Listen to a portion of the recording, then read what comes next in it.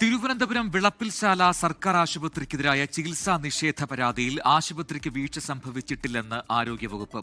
ആരോഗ്യവകുപ്പിനെ താറടിച്ചു കാണിക്കാൻ ശ്രമം നടക്കുകയാണെന്ന് ആരോഗ്യമന്ത്രി വീണ ജോർജ് നിയമസഭയിൽ പറഞ്ഞു. തിരുവനന്തപുരം മലയൻകീഴിൽ വീണ ജോർജിനെ യൂത്ത് കോൺഗ്രസ് പ്രവർത്തകർ കരിങ്കൊടി കാണിച്ചു. ബിസ്മീറിന് വിളപ്പിൽശാല സർക്കാർ ആശുപത്രി ചികിത്സ നിഷേധിച്ചിട്ടില്ലെന്നാണ് ജില്ലാ മെഡിക്കൽ ഓഫീസർ ആരോഗ്യവകുപ്പ് ഡയറക്ടർക്ക് കൈമാറിയ റിപ്പോർട്ടിൽ പറയുന്നത്. ഓക്സിജൻ നൽകിയാണ് മെഡിക്കൽ കോളേജിലേക്ക് രോഗിയെ അയച്ചതെന്നും റിപ്പോർട്ടിൽ പറയുന്നു. ആരോഗ്യവകുപ്പ് ഡയറക്ടർ ആരോഗ്യമന്ത്രി വീണ ജോർജിന് റിപ്പോർട്ട് കൈമാറും. ജില്ലാ മെഡിക്കൽ ഓഫീസർ, അഡീഷണൽ ജില്ലാ മെഡിക്കൽ ഓഫീസർ എന്നിവർ അടങ്ങിയ സംഘത്തിന്റെ അന്വേഷണ റിപ്പോർട്ട് ക്രോഡീകരിച്ചാണ് ആരോഗ്യവകുപ്പ് ഡയറക്ടർക്ക് സമർപ്പിച്ചത്. വിളപ്പിൽശാല ആരോഗ്യ കേന്ദ്രത്തിലെത്തി ജീവനക്കാരുടെ മൊഴി രേഖപ്പെടുത്തിയിരുന്നു. നിർണായക CCTV ദൃശ്യങ്ങൾ പുറത്തുവന്നതിന് പിന്നാലെയാണ് ആരോഗ്യമന്ത്രി വീണ ജോർജ് അന്വേഷണം പ്രഖ്യാപിച്ചത്. ആരോഗ്യമേഖലയെ തകർക്കാൻ ശ്രമമെന്ന് വീണ ജോർജ് നിയമസഭയിൽ പറഞ്ഞു.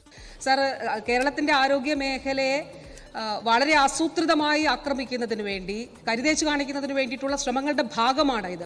പക്ഷേ സർ, ഇതിൽ ഒരു കാര്യമുണ്ട്. ഇത് സാധാരണ ജനങ്ങൾക്ക് പ്രാപ്യമായിട്ടുള്ള ചികിത്സ സൗജന്യമായി നൽകുന്നതിനാണ് ശ്രമിക്കുന്നത്. വീഴ്ച വരുത്തിയവർക്കെതിരെ നടപടിയും അന്വേഷണവും കാര്യക്ഷമമാക്കണമെന്നാവശ്യപ്പെട്ട് മരിച്ച ബിസ്മീറിന്റെ കുടുംബം ഗവർണർക്ക് പരാതി നൽകി. അതേസമയം ആരോഗ്യമന്ത്രി വീണ ജോർജിനെ തിരുവനന്തപുരം മലയൻകീഴിൽ വെച്ച് യൂത്ത് കോൺഗ്രസ് പ്രവർത്തകർ കരിങ്കൊടി കാണിച്ചു. 24 തിരുവനന്തപുരം.